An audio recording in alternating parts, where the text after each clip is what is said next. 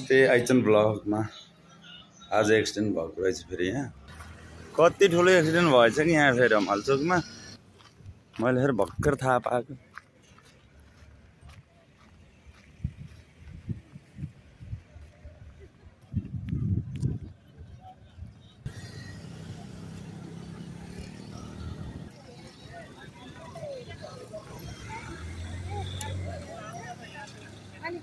यहाँ पनि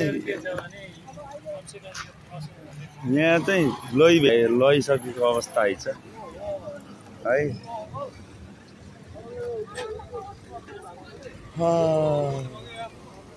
के भएको छ लै भ्याइ भाउजू यहाँ विमल सर कहाँ हुनुहुन्छ अरे?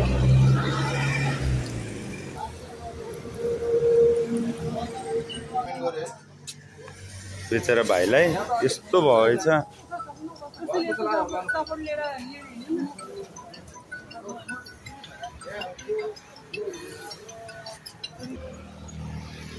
हेर्न सक्नुहुन्छ यताको नतिजा। बाबु पछाडि बस्ने भाइ हो, अघि देखाएको।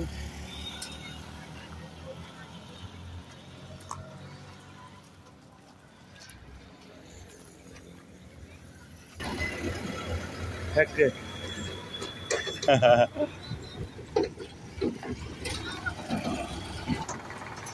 ठ्याक्क हमालचोकमै हो।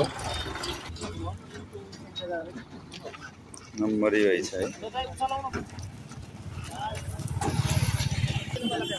स्ट्यान्ड त लाउनु पर्छ। हाम्रो सरहरू कति हामीले इज्जत गर्नुपर्छ है। हाम्रो देशमा जे पर्दा पनि उहाँहरूले गर्नुहुन्छ। हामीले उहाँहरूलाई सल्युट गर्नु पनि पर्छ है। उहाँ कर्मचारी हाम्रो सरहरूलाई धन्यवाद भन्न चाहन्छु। उहाँहरूको एउटा हेल्प, उहाँहरूको प्रेम, सबैजना एकै हुनुहुन्न है। देशभक्त पनि हुनुहुन्छ, हामी जस्तो देशभक्त कुनै पुलिसमा जेमा पनि हुनुहुन्छ। Thank you. उहाँ सरहरूलाई पनि धन्यवाद भन्न चाहन्छु। Thank you sir. हाम्रो भण्डारी सर, उहाँ सरहरूलाई मैले सल्युट गर्छु, किनभने सबै पुलिसकर्मी एउटै हुनुहुन्न, एकदम सही हुनुहुन्छ। हाम्रो साथी पुलिस भनेको हाम्रो साथी,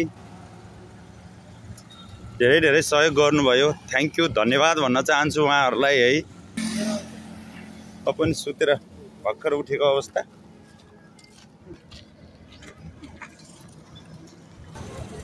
यो भनेको हाम्रो विमल सरको दृश्य हो, देवचुली मेडिकल हल।